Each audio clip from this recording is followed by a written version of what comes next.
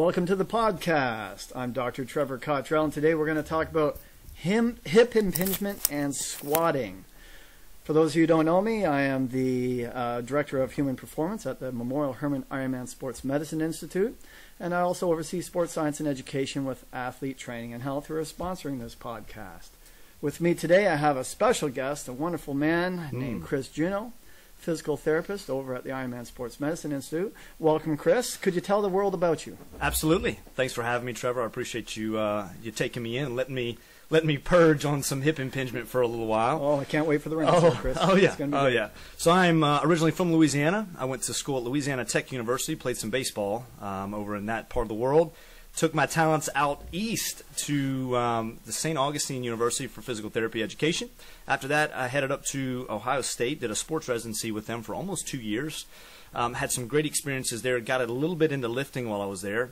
After that, I did a fellowship, a sports performance fellowship with the University of Louisville in Kentucky, and that's really where I flourished my education in hip pathology, if you will. Excellent. And then from there got a little bit more into lifting and squatting and such, and they got recruited down to the great state of Texas, and here I stand, sir.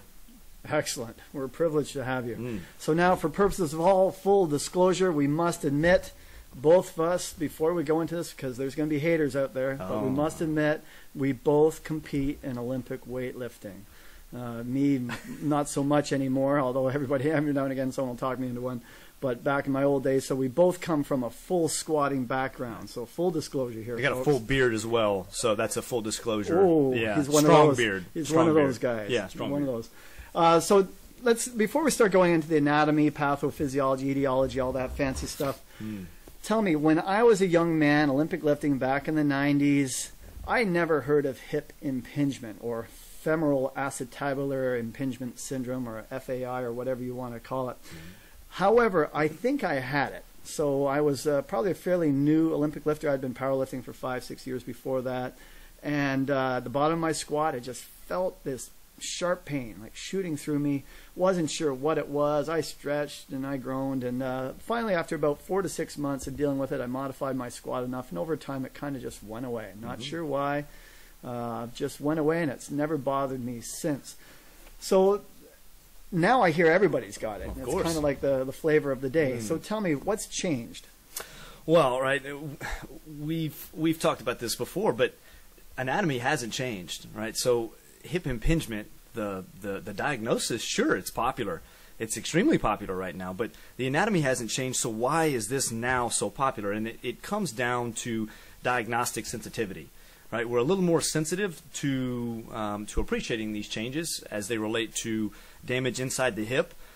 For years and years and years, you would just deal with hip pain, specifically before you would have some kind of total hip or a joint replacement.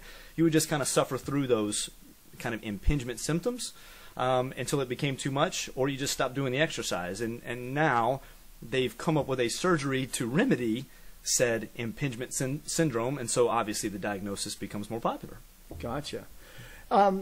Also, back when I was younger, though, not many people squatted a lot, and a lot of people didn't squat deep. Remember those days? Squats are bad for the knees, right? Of course. Do you think the mainstream activities of Olympic weightlifting, CrossFit, that sort of thing, good strength conditioning practices, has that also led to an increase in diagnosis? Absolutely, absolutely. So sport participation is probably one of the biggest risk factors for hip impingement. I think there's been two reasons, if you would be so kind as to indulge me.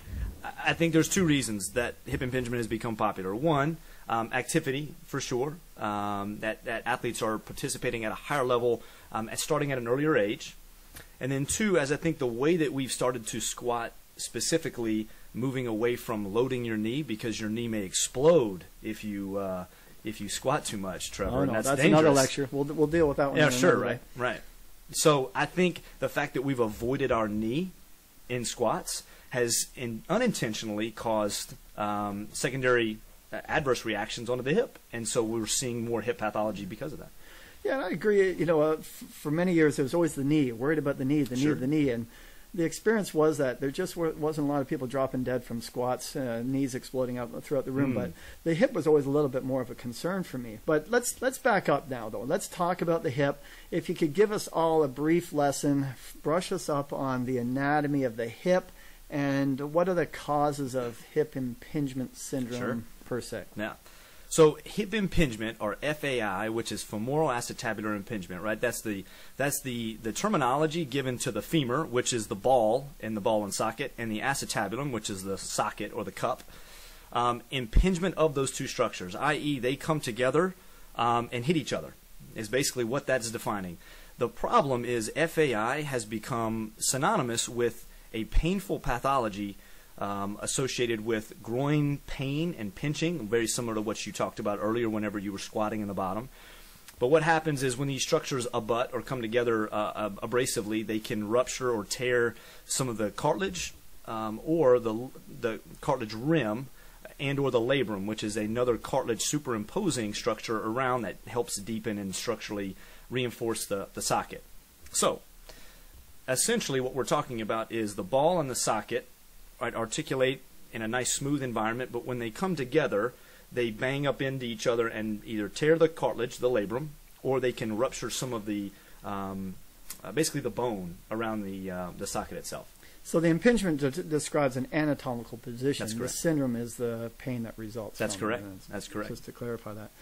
So what are the manifestations other than pain? What do people usually experience when they have impingement? Yeah, so the classic sign of femoroacetabular syndrome or a true impingement pain is groin type hot burning kind of impingement inside the anterior aspect of the joint.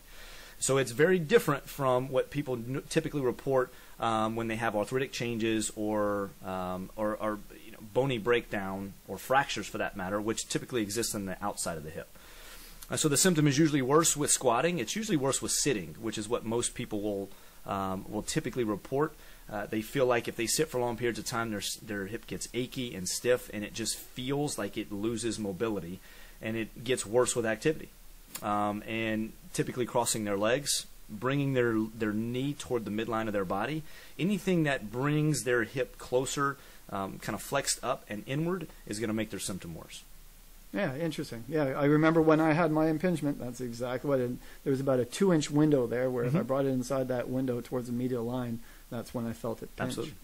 So when you're going about diagnosing, a lot of people are self-diagnosing. I think I got Right. impingement. I think I got impingement. I squat down, it hurts, therefore I got impingement. Is that all you need to do? Right, right. We wish it was that easy. That would make us wildly more accurate with getting these people the care that they need. The problem is these are always onions, and by onions I mean there's always layers.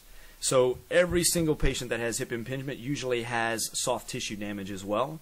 Their hip flexors are aggravated. They have they may even have some abdominal kind of basically pain that is generated because of this kind of tug of war that happens between the hip flexors and the abdominals, almost like a sports hernia. They can also have weakness and or pain in their groin musculature, right? So which are called the adductors of the hip, the ones that lie in the inside of the thigh. So you end up having soft tissue pain superimposed on joint pain. So to say how diagnostically accurate we are, to a point, specifically though, they're hardly ever existing in a vacuum because they're rarely being treated immediately. They're almost always seen later on throughout their pathologic process. So very rarely does somebody have hip pain, very similar to what you said. What did you do? You just rested and took off, and right? Very rarely do athletes go in. Yeah, well, of course. Right. And nobody's going to get seen immediately, and so usually there's confounding variables. So to answer your question, it's difficult. The most accurate would obviously be doing a joint exploration surgery, some type of arthroscopic investigation. Of course not, right? Yeah. The second is an injection, and they are extremely accurate. Injection of lidocaine corticosteroid? Yep, corticosteroid and lidocaine, but they'll do two different ones. They'll do one inside the joint, which will typically incriminate some type of articular or labral true FAI symptom. They'll also do them outside the joint, into the soft tissue, the hip flexors, or what they call the TFL, your rectus, or your psoas. These are soft tissue structures outside of the hip. If the injections are both an intervention and a diagnostic approach, right? If you feel better with an injection that was in the joint, then it's probably more FAI or labral tears versus something outside the joint, which is probably not a labral pathology or in the joint. Yeah. That's a common treatment, though, is it not? Someone goes, they've tried everything, doc. Sure. Give me so out comes a needle. Short term, though, right? Short term, it gives us a window, and that's really what we're looking for. These people, typically, they've been going on again for so long. They're so painful that they can't do anything. Everything hurts.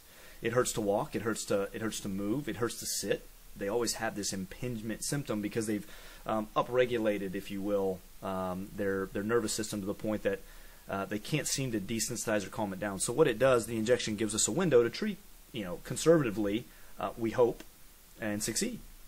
So one of my athletes was squatting 180 kilos, pretty heavy squat for him. Felt a little twinge in his hip, and then basically for 6 months, 8 months, almost a year after, he had problems, and he was diagnosed as glute weakness. Is glute weakness really a factor in hip impingement, in your opinion? So here's the short of it. There was a physician, and this was in the 90s. He let one of his buddies, without anesthesia, inject his knee, the joint itself, with some saline solution, right? It wasn't very much. It was about 40 cc's, 30 cc's, which if you've ever seen a syringe, it's not a whole lot of fluid. It diminished his quad output by 50 to 65%, right? And that was immediately. As soon as they drew the fluid out of the knee, quad atrophy, that's a bad term there. The neuromuscular recruitability of his quad returned dramatically, but not fully. It took a little time, almost kind of some coaxing, to get the neuromuscular system to catch up. So, why do I bring this up? Well, when you have swelling or irritation inside the hip joint, your glute tends to shut down. That's the muscle, and this happens in almost every joint of your body. Whenever your joint capsule, which is a bubble that surrounds the two articulating surfaces. So if we said of the hip, your ball and socket, there's a bubble around them. It holds joint fluid, kind of like oil in your car. It helps things slide around. Well, that bubble, right, if you pump fluid in there, it's going to shut down a muscle in the area. In the hip, it's the glute. In the knee, it tends to be the quad. In your ankle, there's varying, but it usually is some of your gastroc or soleus or some of your calf. In the shoulder, it's the rotator cuff. So these things tend to exist, consistently speaking, but to say that that was the reason that your athlete had pain for a year, I don't know if that's fair to say. However, if he's squatting 180 kilos, and I doubt that glute weakness is his problem. I got a good laugh at that. Yeah, it's a 180 kilo squatter, 130 kilo clean and jerk. You could deadlift 500 plus. And I'm pretty sure his glutes are working out right there. But yeah, so tell me about that though. Are there weaknesses that could predispose you to impingement, or is it purely a range of motion issue? Well, it's both. Anatomical? No, it's both, right? So the problem with the femoral acetabular syndrome, right, is it's dependent on position. So your hip moves. It all moves everywhere, right? Because your socket is attached to your hip bone, which is connected to your back, all of which can rotate independently of each other. Oh, by the way, your leg bone, your femur, can also move independently of your socket and the hip bone and the back. So all of those variables would predispose you, if you set them up the right way, to impinge on each other at an earlier position. So if you're sitting listening at home, I want you to stand up for me. I want you to do. I'm doing it. I'm listening. I'm doing it. I want you to stand up for me. I want you to stick your butt out. Right, so I want you to tip your hips forward. Right, I mean, this is the athlete 101 posture. Right, do you feel big? Do you feel powerful? So that position is technically bringing your socket closed. So it is bringing your socket forward and down, which will limit how far you can bend your hip up to your chest. Right? Now do the opposite. If you lie down and you tuck your butt underneath you, almost like you're tucking your tail or flattening your low back. Yeah, so posterior pelvic tilt. Yeah, posterior pelvic tilt. And you bring your hip up, I guarantee you will have more range of motion. This is also the reason that if you get in child's pose or right on all fours and you rock back, it will tuck you into a posterior pelvic tilt, and your hip motion will all of a sudden be miraculously 30 degrees more, and you won't have any of the impingement symptoms. So what does this all mean? Well, we're changing the orientation of your pelvis, i.e. the socket. You change the socket, you open the hip. You open the hip, you got more motion. So to say that you have a risk factor, sure, it's a risk factor. If you're a sloppy squatter, if you're the quote unquote the legendary right the butt out, chest up, strength coach mentality for a long time, right? Everybody's got to have your chest up when you squat, God forbid. but we want you to push your knees back because they can't come over your toes. And so what you end up with is a ton of torque force shoved onto the hip where you're sticking your butt out, closing it down, and something's got to give. Unfortunately, it is the hip. Yeah, that's kind of what happened. But tell me, though, full squats Olympic or low bar powerlifter squats wide stance, which is more at risk? So this gets into even more. My personal opinion, the overhead Olympic squat is much more at risk. Not only is the range of motion dramatically higher in an Olympic squat, for the most part. Again, we're ruling out power cleans and power snatch and things of that nature. If we're talking about a true Olympic squat, which is typically right to the floor, yeah, it's much higher, which powerlifting is premised on the fact that you make it to 90 degrees. That is a good lift if you get your 90 degrees thighs relative to the parallel to the floor. Right. Right. Or Right. slightly below parallel. Slightly below parallel, right, yeah. depending on your body levers. But so that's number one. Number two is power lifters typically squat wider than Olympic lifters because it's a non-power producing position. Squatting with your hips wider, you're not gonna, in my opinion, I don't think you can produce as much of an upward force if your legs are in a more athletic. I hate to use that term. Not saying that powerlifters are unathletic. God, don't call me on that. Well, you mean ground reaction force or rate of force production. That's correct. And That's correct. Because you can produce a lot of force. You can produce a lot of force. Absolute. But Right. yeah. Right. And I think that position, so our pelvis does not exist in straight lines, right? So if you think about your socket and you're looking down at your hip, it's not facing straight out in front of you. It's also not facing straight out to the side. It's facing at a kind of an oblique orientation, 45 degrees between the two. All right? So if you look straight ahead and you look straight beside you, it's in the middle. So if your femur or the ball is in that angle, then there's going to be less possibility that those would impinge on each other at an earlier time point, if you will. So powerlifters are typically wider and less depth. Olympic lifters are a bit more narrow and they're deeper. So, yeah.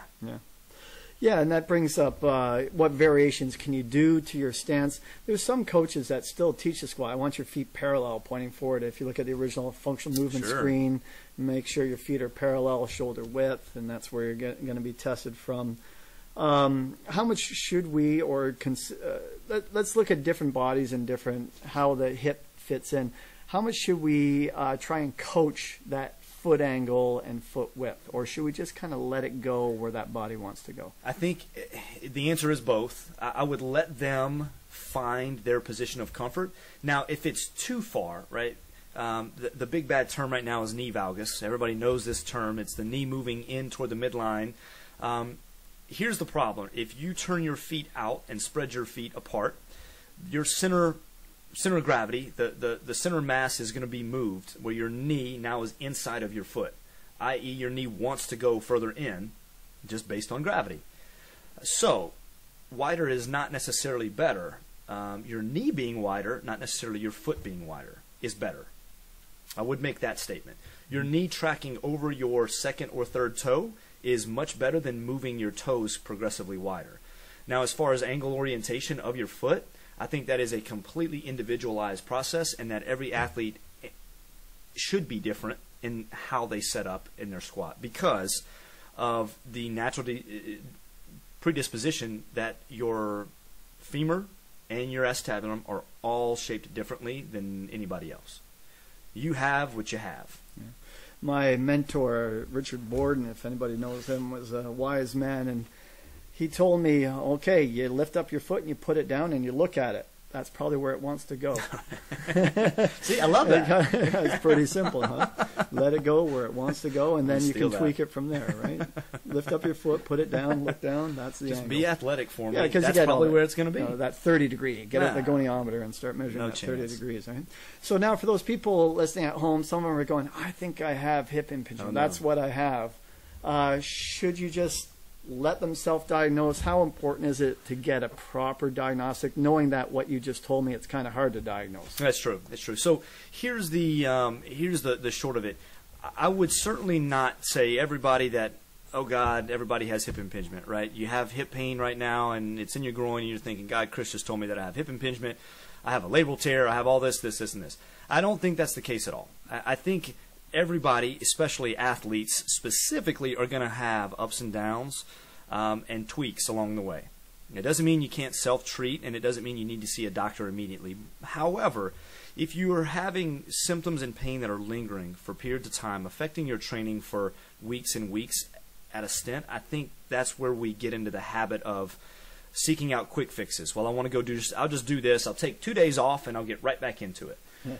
Right? That's the kiss of death. Well, rest is great until you try to do something again and you didn't change anything. Mm-hmm. Right? And I'd say 95% of people, the reason that hip impingement is popular is because they've just pushed through kind of some of these natural warning signs to the point that they've created something structurally unstable and pathologic.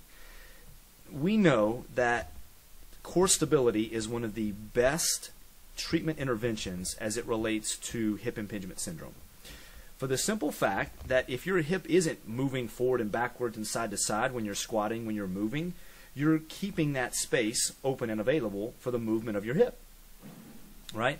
If you are not, which most people do not train core stability well enough, when they squat, if their pelvis is dumping forward or they don't have enough overhead stability, or so these may be all risk factors that are contributing to what would be a consistent injury that may need to be seen. So to answer your question, no, absolutely not. However, if you don't have access to somebody that can give you some of these intervention strategies, then it's worth at least being seen by somebody that's familiar, A, with the pathology, but B, with your sport of choice, which is going to be different, right? If we just got through saying that bending your hip up and bringing it in is a bad position, God forbid you're a hockey goalie. What do I do now, Chris? I can't not do that. So there are instances where, you know, it's a sport-induced pathology, right? What about a golfer that's going to rotate into their hip? There are mechanisms that we can offload the structures. In a lot of cases, some mobility, some core strengthening, but you have to be very careful not to antagonize the condition itself. So modify, let it heal. Yes. And then you got to get the muscle working again. So right. You mentioned core. Of course, core is a big thing. Right, Do we right. get out the old mini bands, clams all day? Well, that's the thing, right? Is so in the shoulder, if anybody's ever had any shoulder pain, if you've ever been to physical therapy, we love us some rotator cuff strengthening. Oh, yeah. Oh, my goodness. TYLW. Wheelhouse, Coach. That is the wheelhouse. Yeah, right about so, as it turns out, all the rotator cuff, I say all of it, 3 of the 4 produce external rotation, which moves your hand away like you're opening a door. As it turns out, you have a ton of those in your hip as well that are just as inhibited after injury to this joint as your rotator cuff. Many people get a heck of a lot better after rotator cuff strengthening in the shoulder. Why can't we use this in the hip? Right? So if you take somebody and you stretch them and you get their extension, which is your hip moving backwards, if you can stretch the front of your hip out, get you some space, get your glute muscles firing, get some stability into the joint. Oh, and by the way, we'll do a little bit of some stability stuff. So these are not movement exercises. So I don't want you to do a bunch of knees to chest if that's what you're into, or a bunch of V-ups. I'm talking about planks. I'm talking about squat holds. Go get you a kettlebell, hold it out in front of you, go to 90 degrees of your squat, push your knees out over your third toe, hold that position for 30 seconds with your core tight. Good luck. How about single leg? Single Sure. leg, yeah? Sure. A lot of single leg holds, isometrics. Love it. Yeah. Love it. I mean, as much, again, it's not a movement condition if you can stabilize your core.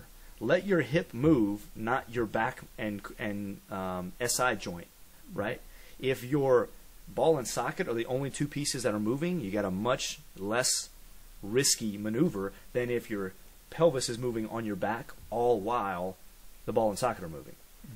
So talk about how about some manual joint mobilization? Is there? I know I've watched it many times. I've Sure. had it done to me where you're getting basically distraction of the hip. Are there things you can do to open up that hip manually that is not purely a classic stretch? Yeah, so there's a bit of an argument here. Depending on your connective tissue, there's actually argument that you cannot manually stretch the hip unless it's a tremendous amount of load, i.e. stretch the joint capsule and the ligaments.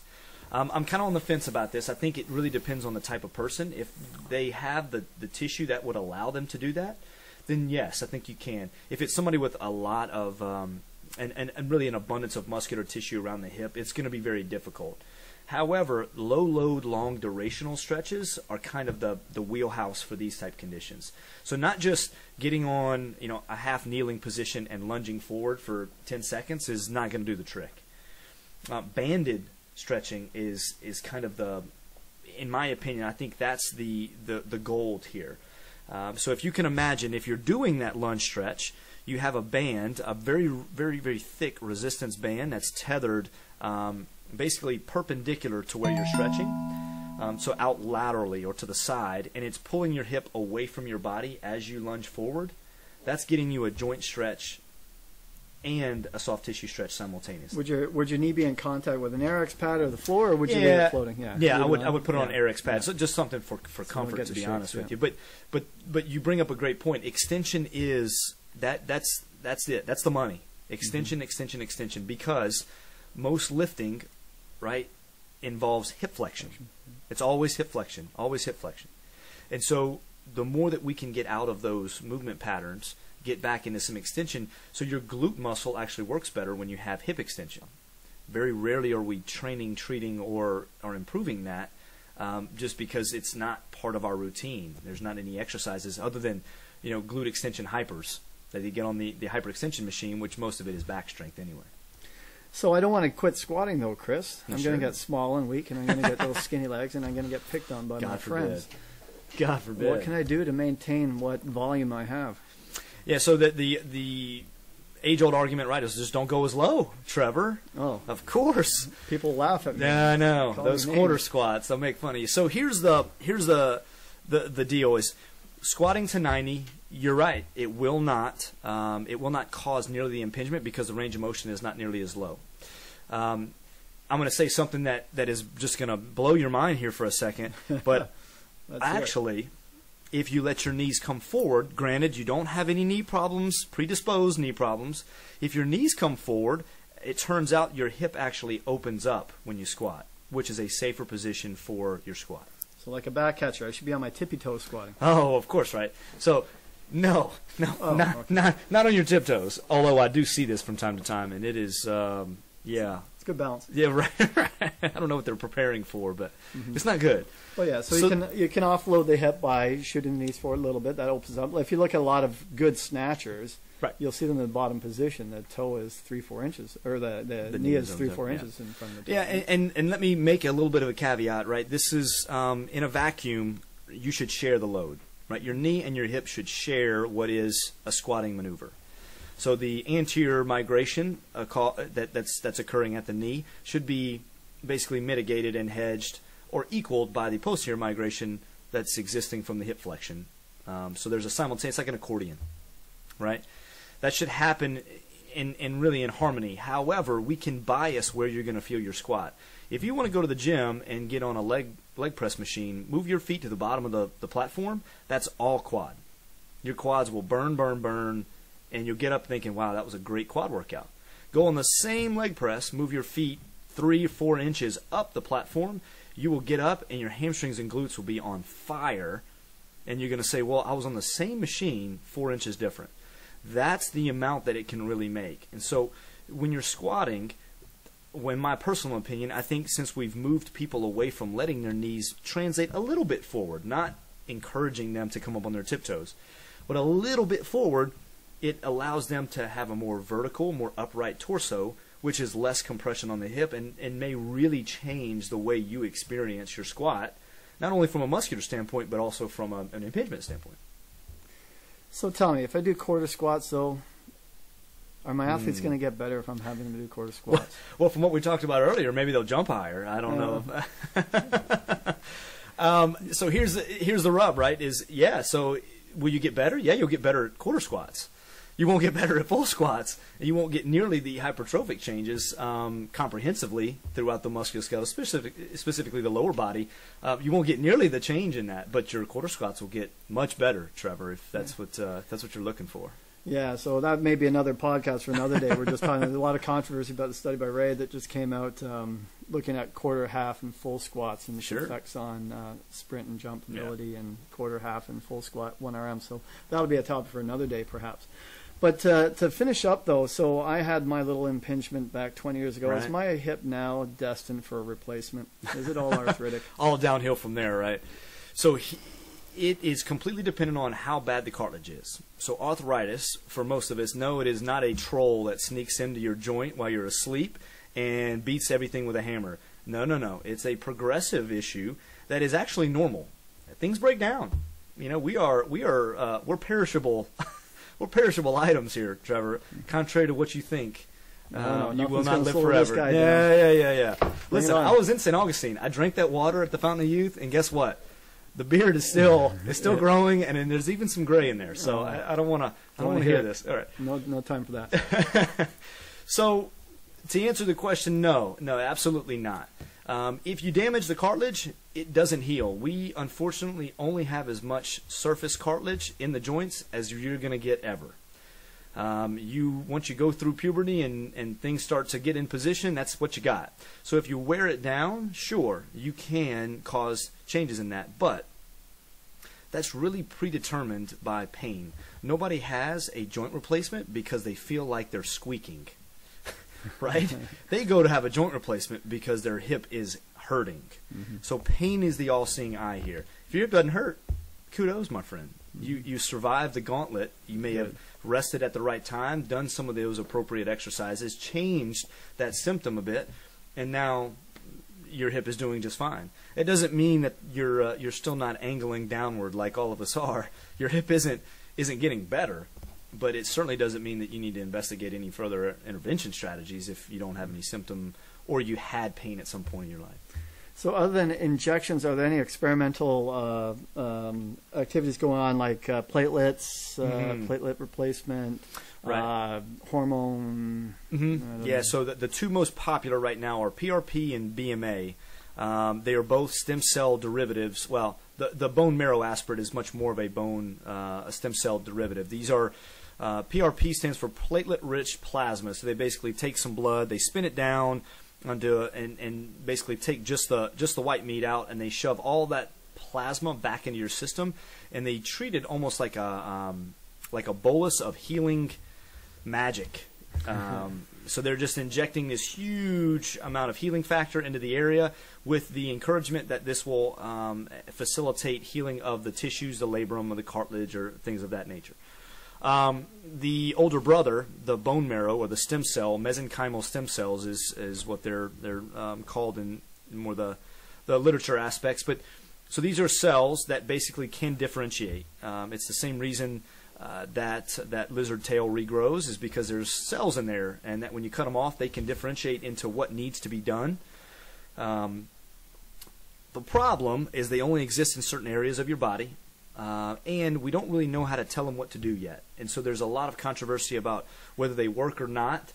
There's mixed evidence, and this would get into a rabbit hole of topic area. But for the moment, there's good and neutral evidence. There's really no negative or adverse reactions to both the PRP or the bone marrow at this point. However, there are plenty of people that would swear by the stuff and that it has dramatically changed how their hip feels and works. So those would be the two biggest. Yeah, it's tough to do that kind of research. Of course. How do you find enough people with the same injury that you can treat the same way and compared to a control group? Yeah, so it's just going to take a long time. You clone them, Trevor. You clone them. We could try that. Well, this has been wonderful. I think we've learned a lot today. This has been a great interview. Thank you very much, Mr. Juneau. Thanks for having me.